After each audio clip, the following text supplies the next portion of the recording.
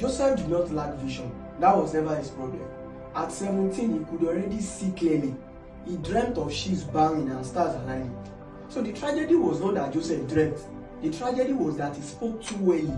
Because vision without maturity is not revelation, but exposure. And young people often misunderstand this. They think calling is a signal to announce.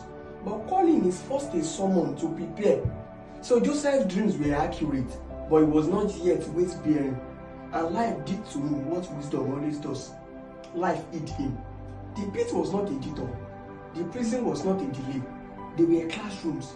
Because destiny is not impressed by how loudly you can see, only by how much weight you can carry when the time comes. Many young people today are not confused. They are simply premature. They have glimpses without grounding. They have insight without patience. They have ambition without roots. They mistake clarity for readiness. Just because you see something does not mean it should see you yet. And I think that trees understand this better than humans even.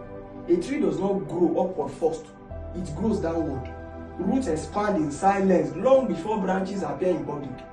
And the depth of the root always determines how tall the tree can rise without falling.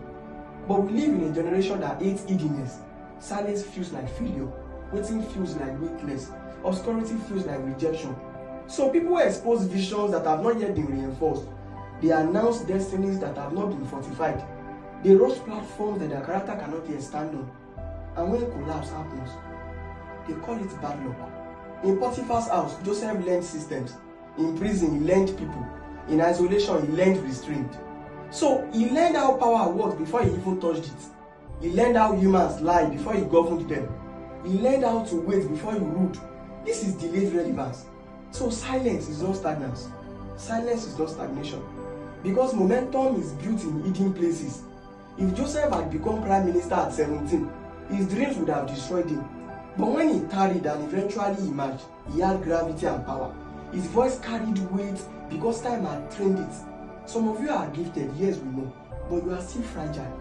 And the world does not protect fragile things. Calling does not remove the need for process. Insight does not excuse immaturity. The wilderness is not a curse.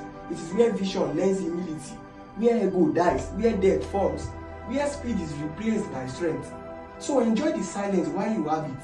Silence is where you build muscle before distraction. Silence is where your roots thicken.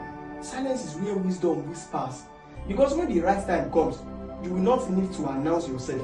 Time will do the announcing for you. So if you see something early, don't expose it yet. Just protect it. If you are hidden, don't panic, but prepare. Destiny does not rush. It ripples. And when it arrives as a whole. Welcome to Wisdom Whispers with Polarity for Life Science. Security finds us again.